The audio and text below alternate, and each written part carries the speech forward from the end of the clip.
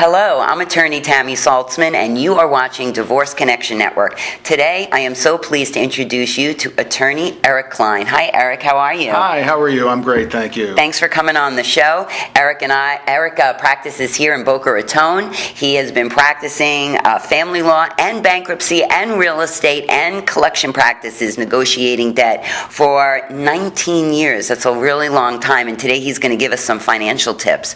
So I'm so glad to have you and get a perspective, since you do family law and bankruptcy. A lot of these issues come up when people are getting divorced. Yes, they do. They come up quite often. And one thing I do tell people is that if there's a lot of debt in the family, instead of paying lawyers hundreds and thousands of dollars to argue about who's going to take this debt, right, we might counsel them to file a bankruptcy, eliminate all the debt, and they both get divorced, and they're both debt-free, and they move on. A lot of times the clients come in and they say, all we have is debt. All we have is debt. We have no assets. All we have is debt. You know, we just went through a terrible recession, and frankly, financial reasons are a very lead cause of divorce. Oh, yeah. So they come in, they have all this debt, and they ask us, should we file for bankruptcy now while we're married, or should we wait until after we get divorced? So how do you counsel couples like that? Is there a threshold that you look to? Well, it depends upon the individual circumstances, so it's hard to say broadly. However, if there's a lot of debt, there's not a lot of income, there may be a house upside down. And that was very common. It's still a little common, but that was very common just a few years ago.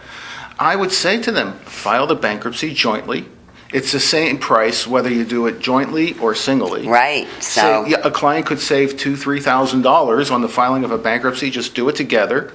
Takes 3.5 months in a Chapter 7. You're in, you're out.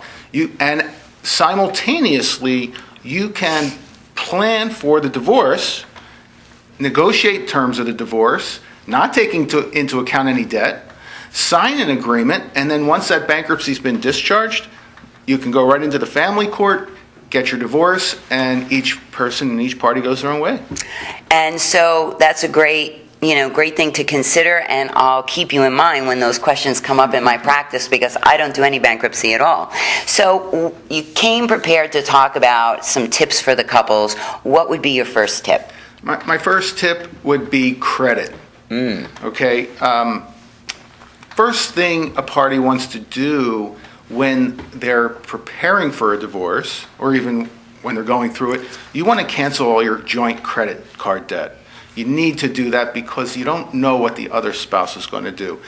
No matter how hard it is to bring yourself to do it, you have to do it.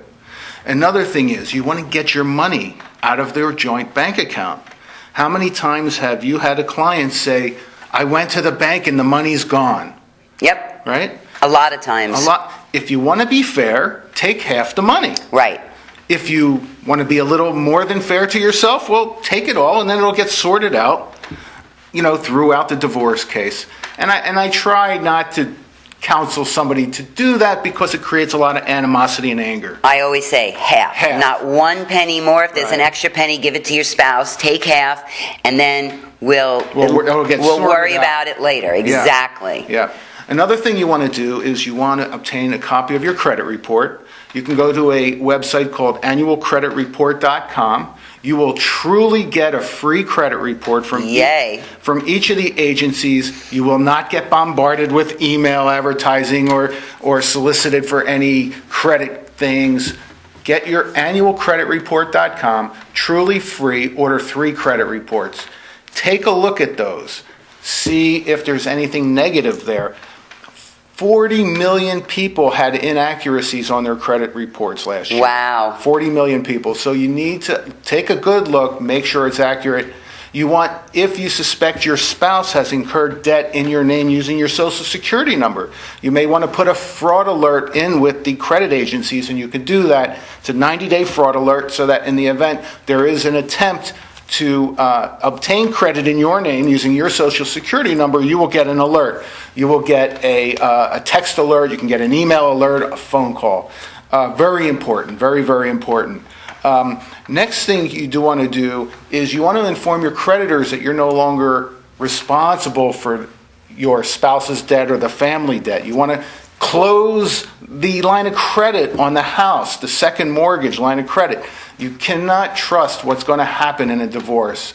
As much as you trusted your spouse on the day you got married, anything could happen. And they're getting advice from other people. That's right.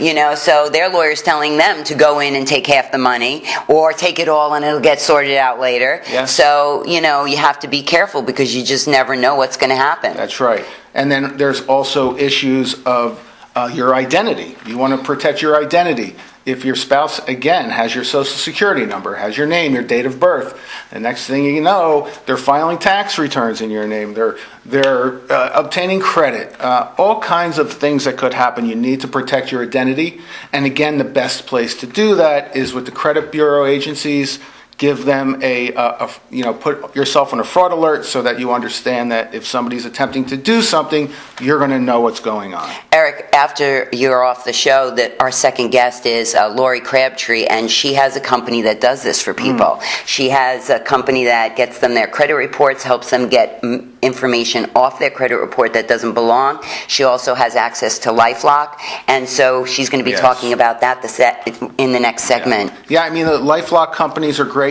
When Home Depot had the breach, if you remember, there were hundreds of thousands of people's identities that were breached. Yeah, you got to be careful. They offered that service for free for a year, and I took advantage of it. Yes, American Express has done that, and some of the credit card companies, Chase, they offer you this thing for 1 year free, which always take advantage of it when you could get it for free. Yeah. I'll actually put you in touch with Lori because I think That'd you be a can great probably idea. refer Sure. her a lot of business, and she's a great girl. Yeah. Another thing would be taxes. Taxes. Let's talk about taxes. Yes. Oh boy, that's a touchy subject because a lot of couples think that they should file jointly to save money on taxes, and I don't always recommend that. Do you? No, not always. I try to start there because you're in the lowest tax bracket if you're married filing jointly.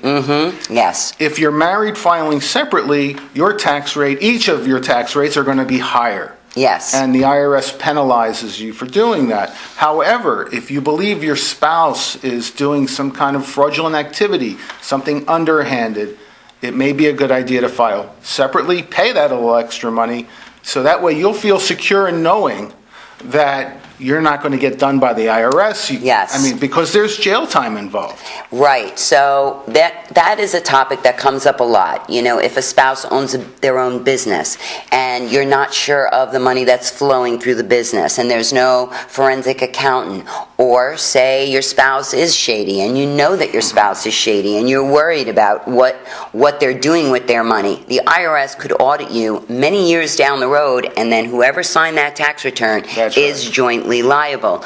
Also, another thing to take into consideration is if the IRS comes after you, you're then going to have to hire a lawyer to defend you. You might have to go before the IRS. You might have to declare innocent spouse. Yes. There's a lot of things that can happen. There's also the spouses that haven't filed tax returns for several years, and that is a major issue when it comes up, and it's a pretty scary thing because it's very hard to determine income when there's no taxes that have been filed for, clients come in, we haven't filed in 3 years, we haven't filed in 7 years. Oh my God, it came to light to me just recently, because I'm not an accountant, that for every month you fail to file a tax return, it's a $50 penalty. Wow. So you figure 3 years, 36 months, it turns out to be a lot of money. It's a lot of money. A lot of money. Yeah. It is. And, you want to also consider, and if you do agree to file jointly, you want to be married on December 31st of that year, and you would save a lot of money as long as you can trust each other. The one spouse may want to hire an independent accountant to review to make sure that what's being on the tax return is accurate. Yes.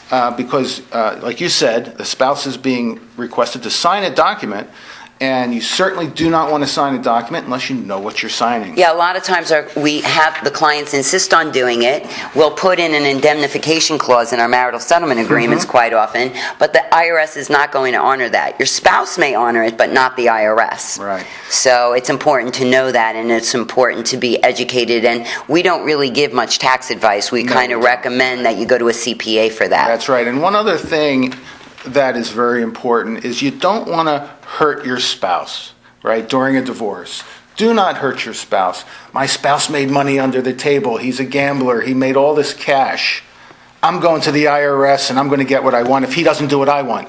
But you know what? You're only hurting yourself because that's where the income stream is. That's correct. Great tip. Right? Yep. You don't want to get involved in something like that because if he's making money, it's going to hurt you in the sense that of child support and alimony and so forth, especially if he's in jail. If he's in jail, there's no income. There's no income. Right. My mother used to say, Tammy, don't cut your nose to spite your face, and that would be the tip for today. Yes. Thanks so much for coming on the show today. I loved having you here. Come back and visit us again, please.